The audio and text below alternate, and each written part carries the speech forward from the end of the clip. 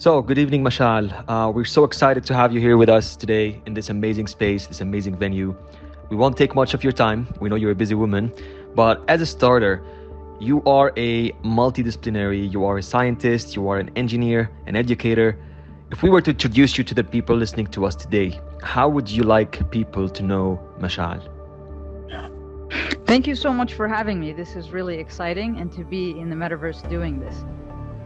I think if you had to describe me simply, I like to describe myself as a human who can make mistakes and learn from them. Because in reality, there's a lot of association with accomplishment and who a person is. But I feel like that is not necessarily a healthy way to identify oneself with your accomplishments. But rather, I am human at the end of the basically, in the end, I'm human. I make mistakes and I learn from them just like everybody else. Sweet, sweet. You are the first female aerospace engineer in the GCC. This is huge. And we are so happy to have you here. Now, if you can walk us through this transition from where it all started as a dreamer, as a kid, dreaming about space and rockets, up until you manifested those dreams into a reality and making them happen. When was that transition? So I was fortunate enough that my inspiration came at a very young age of 6 years old. My mom took me to the desert in Aneza in the middle of the night, and I was inspired by the high density of stars I was able to see in the night sky. From that moment, I became very, very curious what those stars are made out of, why are they flickering, and why are they up there? And from that moment, I decided, okay, the only way to truly understand space is to go there. And the only way to go there is to make rockets. Therefore, I have to make a rocket to take me up to space so I can understand this wondrous lighting system that's in the sky. So from that day on, that's really what drove me to become an aerospace engineer. Amazing, amazing. And how much planning was involved in that? So from starting as just a dream, as an idea, a picture in your head, to making it happen, how much planning and commitment was involved in the process? Can you walk us through that? Sure.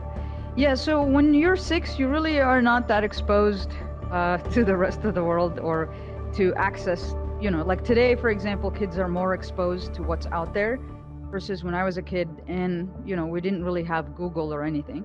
We couldn't just search something. It was more of like, what I've learned is that, okay, this is the path I want to take. I want to become an aerospace engineer. At the time, obviously, I did not know what aerospace engineering was, but I knew that I needed to make rockets to go to space. That was the profession that my brain said.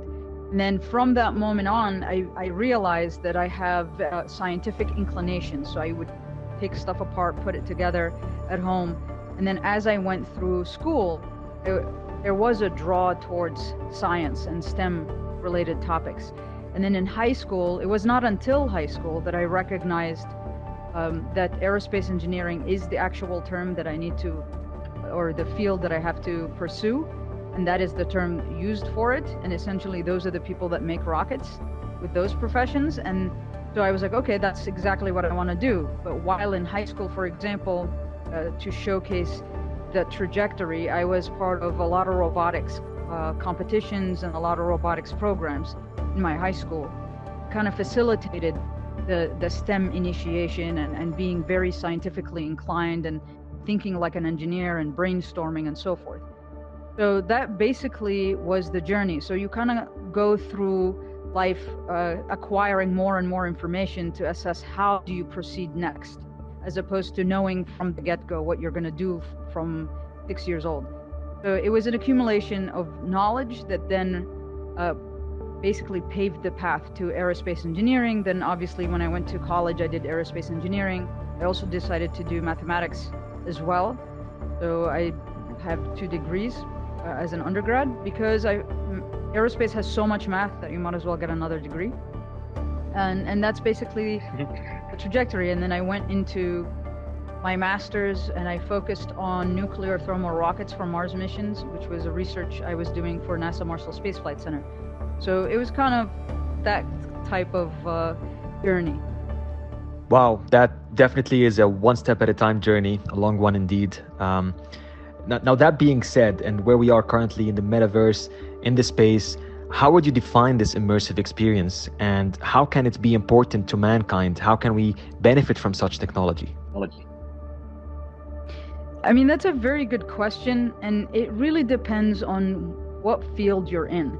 In my case, for aerospace engineering and for space-related activities, I see a really large potential in the metaverse, because what we've been seeing throughout, the increased use of social media is that people are more prone to, or most people are visual learners, and most people prefer to see something rather than just read it or play with it in 2D. So now, for example, we are here, and we can easily put an object here and open it up and try to showcase it, and everybody in the audience will be able to see it. It becomes extremely visual. And I've always felt throughout my career, even when I was teaching or I was a professor and so forth, that people like to be for people to have the ability to retain information, the more visual it is, the higher the retention. So if you were able to portray a scientific topic here, I think that the retention will be a lot higher than if you were to just read a book and then try to remember what you read based on what your imagination gave you as a visual. So for sure, and I think one of the most powerful aspects of being in the metaverse is the visual aspect. And while this is really amazing, I also fear that as a result of being in the metaverse and seeing everything visually, people may lose the ability to have some form of imagination from like reading a book and then imagining what it could be. Rather, someone is painting a picture for them. If that makes sense.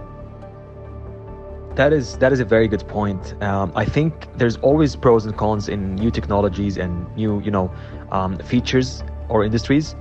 For us, we like to focus on the positives. Now, in the sense of your involvement in the space, can you walk us through what have you been up to lately? If we can tackle the positives of this experience, how can we utilize it to the positives, to the well-being of mankind? If you can give us some examples within your world. I know you mentioned education. So can you please shed light on that part? That would be awesome. Absolutely. So first of all, I think it's really, really exciting. It's new, it's very visual, and that's really what I think we have to capitalize on. The fact that it's very visual makes it a lot easier to portray complex topics in a very simple way.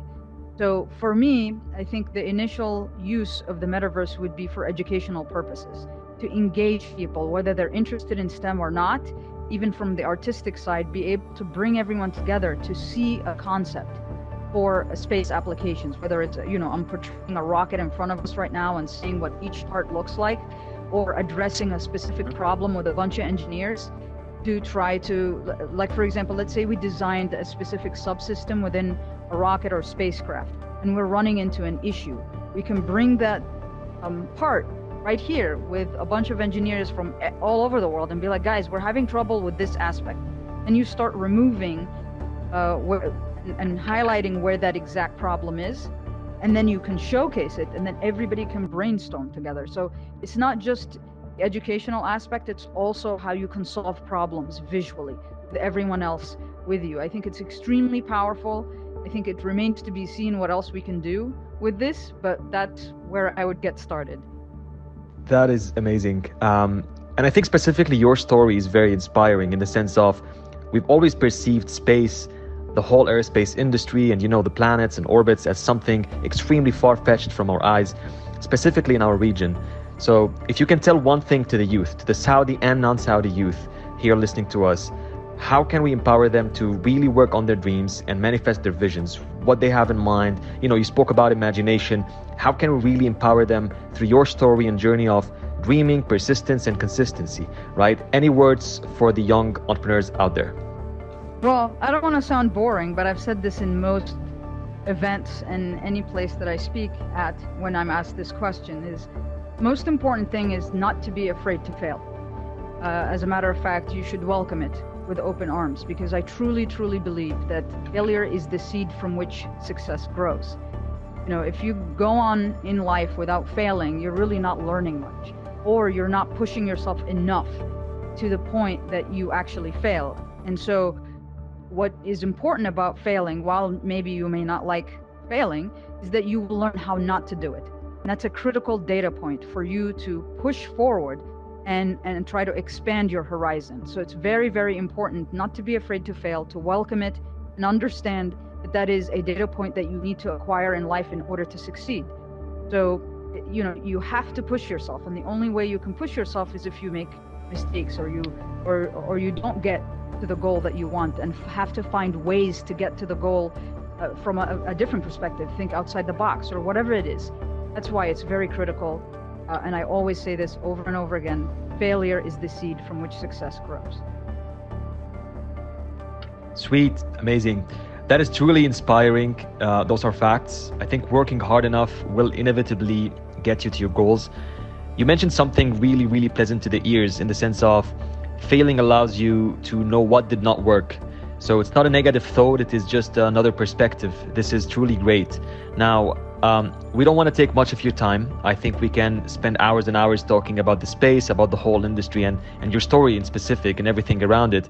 I know we have to get back to planet Earth, so this was really nice teaser. And moving forward, what can we tell people to expect? What's cooking between XGuard, Mishaal, and Meta Visionaries? So it's really exciting stuff, actually. So what we're going to try to do, and you got to stay tuned for this, which is going to be super exciting, is we're going to merge rocket science, art, music, and and NFTs, and bring it to you guys. So stay tuned for that fun stuff. Super. This was exciting indeed. I really want to thank you for your time. I want to thank Meta Visionaries for providing us this beautiful space over here in the metaverse. We will be working on so many exciting projects, as you said. So stay tuned, people. We will be back, and thank you for watching and listening.